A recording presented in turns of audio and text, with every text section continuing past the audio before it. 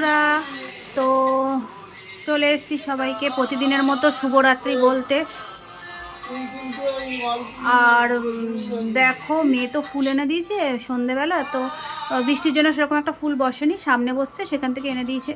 তো ভাবলাম যে একটু দেখাই, তাই জন্য। আর আমাদের ঠাকুরের জায়গাটা না অনেকটা বড়, অনেক ঠাকুর, তো যাই হোক ছবি তুললে হবে না, তো দেখো ঠাকুরের জায়গাটাকে তাই সাজিয়েছি ফুল দিয়ে। তো ভাবলাম তোমাদের সঙ্গে আজকে শেয়ার করি। এই দেখো, এই দেখো আমার ঘরের মা কালী গোলা না। এই যে আম কলা লিচু দিয়ে মাকে পুজো দিয়েছি।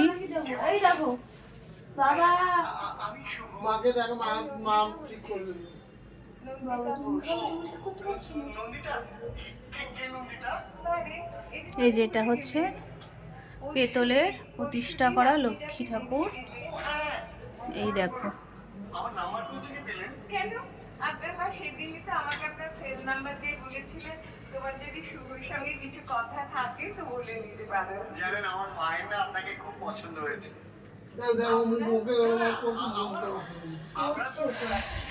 তো বেল পাতাটা পড়ে গেছে। তো যাই হোক, সন্ধেবেলা পুজো দিয়ে দিলাম, অনেকক্ষণ আগেই পুজো হয়েছে, তো ভিডিওটা এখন করছি তোমাদের কাছে। দেখলাম প্রদীপটাও জ্বলছে অনেকক্ষণ ধরে। তো এই যে ঠাকুরের জায়গাটা সাজিয়েছি, তাই ভাবলাম একটু তোমাদের সঙ্গে শেয়ার করি। আর বৃষ্টির জন্য সেরকম ফুলও বসেনি। তো চলো, টাটা, সবাই ভালো থেকো। ফল দিয়ে ফুল দিয়ে মাকে পুজো দিয়েছি। আজকে কৌশিকী অমাবস্যা, এটা হচ্ছে আমার গুরুদেব। আর আজকে হচ্ছে রাতে রুটি হবে, এই যে বড়মশাই আটা এনে দিয়েছে। তো চলো টাটা, এখন যাচ্ছি রান্নাঘরে রুটি করতে।